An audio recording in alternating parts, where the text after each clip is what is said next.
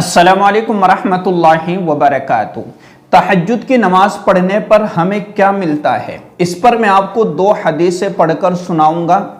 کہ اللہ کے رسول صلی اللہ علیہ وسلم نے ہمیں دنیا اور آخرت دونوں کے بڑے زبردست فائدے بتلائے۔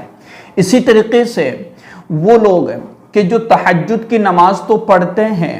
لیکن نہ ان کی تہجد کی نماز قبول ہوتی ہے اور نہ دعائیں قبول ہوتی ہے، آخر کون ہے، کیا غلطیاں کرتے ہیں جس کی بنیاد پر ان کی نہ نماز قبول ہوتی ہے اور نہ اللہ تبارک و تعالیٰ ان کی دعائیں قبول کرتا ہے۔ آئیے دونوں چیزیں سمجھنے کی کوشش کرتے ہیں۔ دیکھیے، سب سے پہلے مومن کے لیے یہ ضروری ہے کہ وہ اپنے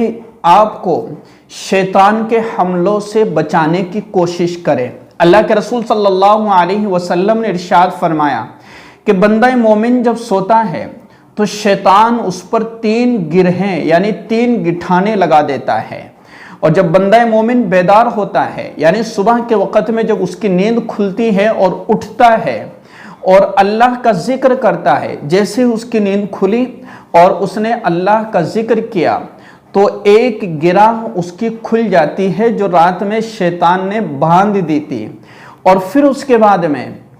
وہ وضو کرتا ہے تو اس کی دوسری گرہ کھل جاتی ہے، اور پھر جب وضو کرنے کے بعد نماز پڑھتا ہے، نماز تہجد پڑھتا ہے، اللہ کے سامنے کھڑا ہو جاتا ہے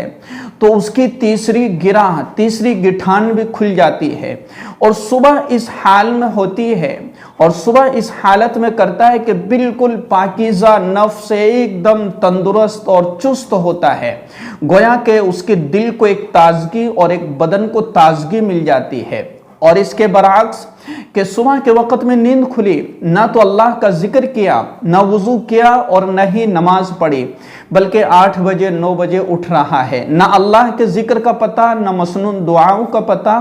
اور نہ وضو کا پتہ اور نہ ہی نماز کا پتہ، تو وہ شخص جو ہے خبیث النفس ہے اور اسی طریقے سے بڑا سست ہے، اور پورا دن اس کا سستی ہی میں گزر جاتا ہے، گویا کہ اس کے پورے دن میں برکت ہی نہیں رہے گی جب اس نے نماز ہی نہیں پڑھی فجر کی اور تہجد کی۔ چلو تہجد کی نماز تو ایک نفل نماز ہے، جو پڑھتا ہے اس کی زندگی خوشگوار ہو جاتی ہے۔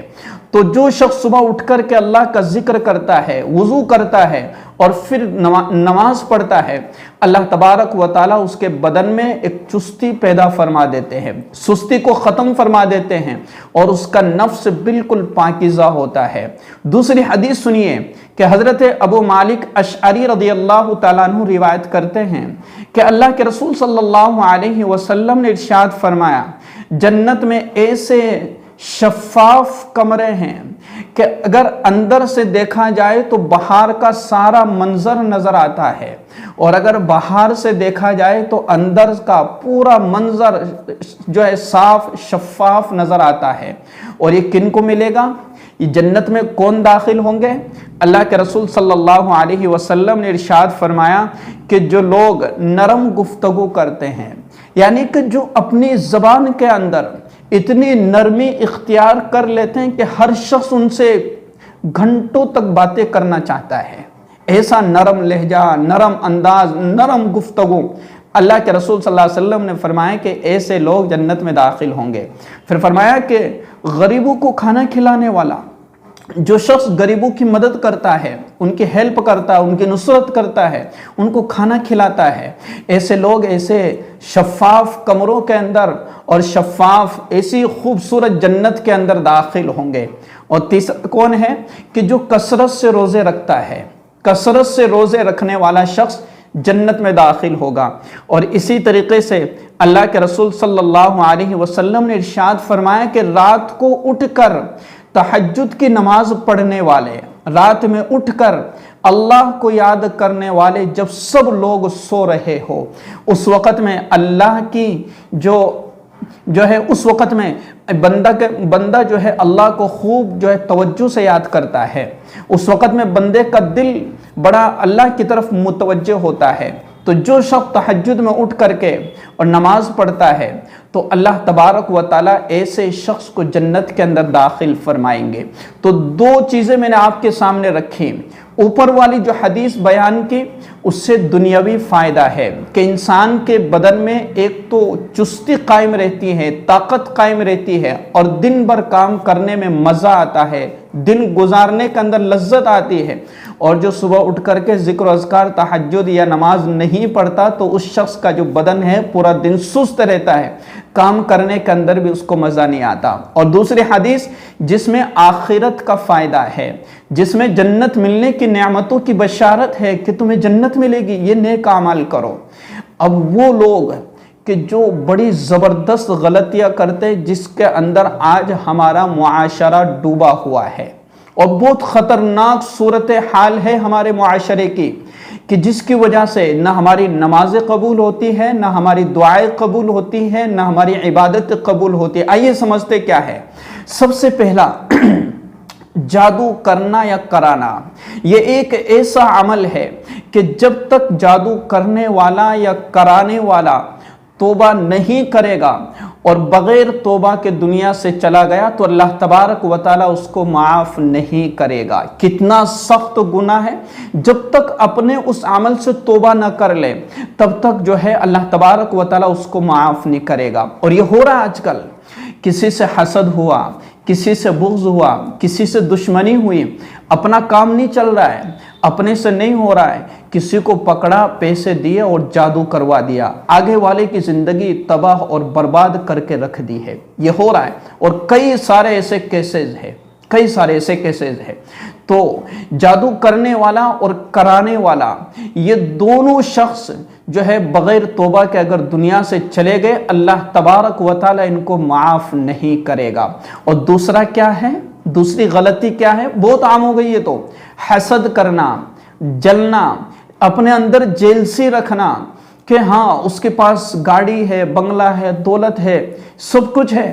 اب کیا ہو رہا ہے، اندر حسد ہو رہا ہے۔ اور اللہ کے رسول صلی اللہ علیہ وسلم نے کیا فرمایا کہ حاسد کی مثال ایسی ہے جیسے جلنے والی لکڑی، کہ وہ خود کو بھی جلاتی ہے، خود کو بھی نقصان پہنچاتی ہے اور دوسرے لوگوں کو بھی نقصان پہنچاتی ہے۔ ایسے ہی حسد کرنے والا ایک تو خود بھی جل رہا ہے، اپنے اندر حسد کر کر کے کڑ رہا ہے، اور اپنے اس حسد سے، اس جلن سے، جس کی نعمت کو دیکھ کر کے جل رہا اس کو نقصان پہنچانے کی کوشش کرتا ہے۔ کیا نقصان پہنچاتا ہے کہ اس پر جادو کروا دیا،